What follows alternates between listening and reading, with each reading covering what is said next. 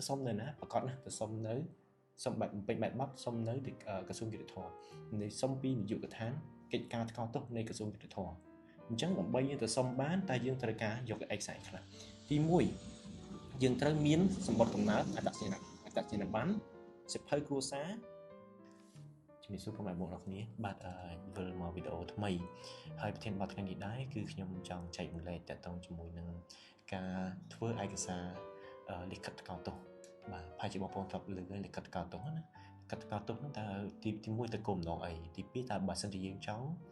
ធ្វើឯកសារឬក៏បំពេញបែបបទសុំឯកសារហ្នឹងតើយើងទៅសុំនៅខាងណាហើយយើងត្រូវរៀបចំឯកសារអីខ្លះដើម្បីឲ្យបងប្អូនចំណេញពេលវេលាកុំឲ្យទៅខាតជើងឬក៏យ៉ាងម៉េចចឹងទៅបាទអញ្ចឹងចាប់ផ្ដើមពីដំបូងថាអីគេលិខិតថ្កោលទោសលិខិតថ្កោលទោសហ្នឹងមានន័យថាម៉េចអញ្ចឹងលិខិតថ្កោលទោសហ្នឹងបកមកអង់គ្លេសគឺ criminal record អញ្ចឹង criminal record ហ្នឹងមានន័យថាម៉េចអញ្ចឹងលិខិតនេះជាលិខិតមួយសំខាន់ណាបើសិនជាយើងត្រូវការដាក់ពាក្យណាប្រឡងដាក់ពាក្យទៅធ្វើការនៅបរទេសផ្សេងយើងត្រូវមានលិខិតហ្នឹងអញ្ចឹងលិខិតហ្នឹងបញ្ជាក់ពីអីលិខិតហ្នឹងជាប្រភេទលិខិតកតិយុត្តមួយប្រភេទដែលបង្ហាញពីភាពស្អាតស្អំឬមិនស្អាតស្អំនៃរូបវន្តបុគ្គលគ្រប់រូបណា individual ណាគ្រប់រូបណាហើយពីព្រោះលិខិតនេះវាបញ្ជាក់ពីអនុភាពបញ្ជាក់ពីសាវតារបស់មនុស្សគ្រប់រូបហ្នឹងដែលរស់នៅក្រោមដែនយុត្ថាធិការនៃច្បាប់នៃប្រទេសកម្ពុជាដែលហើយមានក្រសួងយុត្តិធម៌ប៉ុណ្ណោះដែលអាចចេញដែលមានសិទ្ធិចេញនៅប្រភេទលិខិតបទដ្ឋានមួយនេះជូនដល់សាធារណជនដែលមានបំណងស្នើសុំយកទៅប្រើតាមតម្រូវការអញ្ចឹងលិខិតនេះគឺបញ្ជាក់ពីភាពស្អាតស្អំរបស់យើងឬមិនស្អាតស្អំយើងគេឆែកមើលប្រវត្តិរូបរបស់យើងតើយើងមាន criminal record ឬក៏យើងមានបទពិរុទ្ធណាមួយពីដើមមករហូតដល់ថ្ងៃដែលយើងចេញឯកសារនេះណាគេបញ្ជាក់ពីពួកយើងទៅប្រឡងយើងទៅធ្វើការនៅបរទេសគេត្រូវការដឹងពីសាវតារបស់យើងអញ្ចឹងលិខិតហ្នឹងគឺជាលិខិតបញ្ជាក់ពីសាវតារបស់យើងដែលចេញដោយក្រសួងយុតិធម៌អញ្ចឹងឆ្លើយថាតើទៅសុំនៅណាប្រកាសណាទៅសុំនៅសុំបែបពេញបែបបត់សុំនៅទីក្រសួងយុតិធម៌នៃសុំពីនាយកដ្ឋានកិច្ចការថ្កោលទោសនៃក្រសួងយុតិធម៌អញ្ចឹងដើម្បីយើងទៅសុំបានតែយើងត្រូវការយកឯកសារខ្លះទី1យើងត្រូវមានសម្បត្តិកំណើតអត្តសញ្ញាណប័ណ្ណសិភៅគ្រួសារច្បាប់ដើមនិងកូពីដែលមានបទដ្ឋានរបស់អាជ្ញាធរមានន័យថាយើងយកទៅបញ្ជាក់សំខាន់ឬក៏បញ្ជាក់នៅច្រកចេញចូលតែមួយបាទបន្តមកទៀតសបុតកាណាតក៏ដូចគ្នាតែយេម៉ាន់ក៏ដូចគ្នាហើយយើងត្រូវយកទៅជាមួយនឹងរូបថត 4x6 ចំនួន4សន្លឹកផ្ទៃស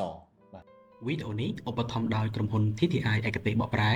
ក្រុមហ៊ុន TTI ឯកទេសបកប្រែមានទទួលបកប្រែឯកសារផ្លូវការគ្រប់ប្រភេទដែលមានការទទួលស្គាល់ពីគ្រប់ស្ថានទូតនិងស្ថាប័ននានានៅកម្ពុជាប្រសិនជាបងប្អូនមានតម្រូវការចង់បកប្រែឯកសារដាក់ពាក្យចូលស្ថានទូតដាក់ពាក្យទៅសិក្សានៅក្រៅប្រទេសឬក៏បងប្អូនមានតម្រូវការចង់បកប្រែឯកសារកិច្ចកុងត្រានានាបងប្អូនអាចជ្រើសរើសបកប្រែឯកសារជាមួយនឹងក្រុមហ៊ុន TTI ឯកទេសបកប្រែបានក្រុមហ៊ុន TTI ឯកទេសបកប្រែ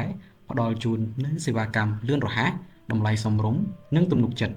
សូមទំនាក់ទំនងមកកាន់យើងខ្ញុំតាមរយៈ Facebook Page និងលេខទូរស័ព្ទដែលបានដាក់នៅខាងលើនេះបន្តមកទៀតតើយើងយកទៅណាយើងយកទៅនាយកដ្ឋានកិច្ចការថ្កោលទោសនៃក្រសួងយុតិធម៌យើងបំពេញបែបបទយើងបង់ប្រាក់ដើម្បីឯកសារហ្នឹងគឺយើងចាំនៅរយៈពេល1ជាទូទៅគឺតម្លៃ 30,000 រៀលបើសិនជាខ្ញុំចាំមិនខុសគឺតម្លៃ 30,000 រៀលហើយជាតម្លៃធម្មតាប្រភេទធម្មតាមិនមានគិតសេវា Express អីផ្សេងហើយនៅពេលដែលរួចរាល់នៅរយៈពេលណាមួយគឺយើងទៅយកនៅកន្លែង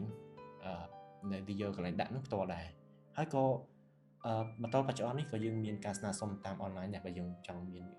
ការស្នើសុំឲ្យបានលឿនណាយើងចូលទៅក្នុង app CRMOJ ក្នុងនេះហើយយើងអាចឆែកមើលបានថាតើក្នុង app ហ្នឹងគឺមានសេចក្តីណែនាំអ្វីខ្លះសេចក្តីណែនាំទាំងអស់ហ្នឹងគឺច្បាស់អញ្ចឹងខ្ញុំគិតថាខ្ញុំមិនចាំបាច់បរិយាយបន្ថែមនៅក្នុង app ហ្នឹងទេបាទអញ្ចឹងបំពេញបែបបទហើយនៅពេលដែលឯកសារយើងរួចរាល់ក៏យើងត្រូវតែទៅយកនៅនាយកដ្ឋានផ្ទាល់ដែរបាទអញ្ចឹងនេះគឺជាត្រួសអំពីការធ្វើឯកសារការបំពេញបែបបទដើម្បីស្នើសុំលិខិតថ្កោលទោសនិងអត្ថន័យនៃលិខិតថ្កោលទោសអញ្ចឹងសង្ឃឹមថាជាព័ត៌មានបន្ថែមសម្រាប់បងប្អូនដែលមានបំណងចង់ស្វែងលិខិតថ្កោលទោសយើងរៀបចំឯកសារទាំងអស់ហ្នឹងយើងទៅស្នើសុំនៅត្រង់នៅឲ្យបានត្រូវគោលដៅយើងនឹងចំណេញពេលវេលារបស់គ្នាបាទអញ្ចឹងសូមអរគុណបងប្អូនអរគ្នា